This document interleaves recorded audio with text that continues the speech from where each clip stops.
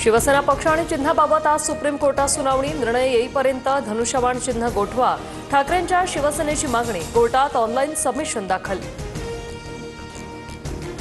शिवसेना एकच, दुसरी हुक्का चड्डी बनियान गँग। शिवसेना आमदार संजय गायकवाड आणि संजय शिरसाटांवरून आदित्य ठाकरेंची बोचरी टीका। इगतपुरीत आजपासून मनसेचं 3 दिवसीय शिबिर। उद्धव ठाकरेंसोबतच्या युतीबाबत चर्चा करणार। राज ठाकरेंच्या भूमिकेकडे लक्ष।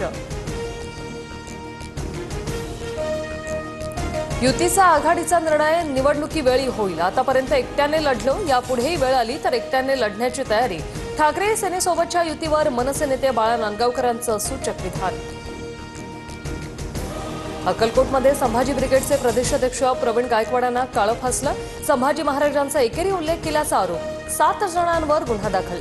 तर घटनेनंतर कार्यकर्त्यांकडून फुलांची उधळण करत दुग्धाभिषेक। 8 वर्षात मुंबईत मतदारांची संख्या 10 लाखांनी वाढली। महापालिका निवडणुकांआधी मोठी माहिती समोर। मतदार याद्या अद्ययावत करण्याचं काम वेगात सुरू।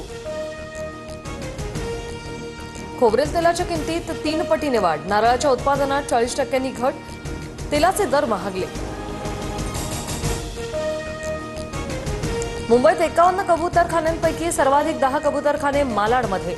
कबुतरांच्या विष्ठेमुळे श्वसनाचे आजार होण्याचा धोका। कबूतरखाने हे तातडीने बंद करण्याची मागणी।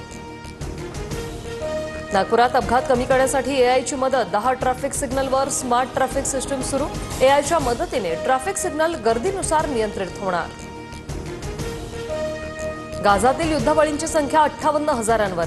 इस्रायल आणि हमास दरम्यान गेल्या 21 महिन्यांपासून युद्ध। मृतांमध्ये निम्म्याहून अधिक महिला आणि लहान मुलं असल्याची माहिती। भारताची स्टार बॅडमिंटनपटू सायना नेहवालचा घटस्फोट। पती पारुपल्ली कश्यपपासून विभक्त होण्याचा निर्णय। सोशल मीडियावर पोस्ट करत दिली माहिती।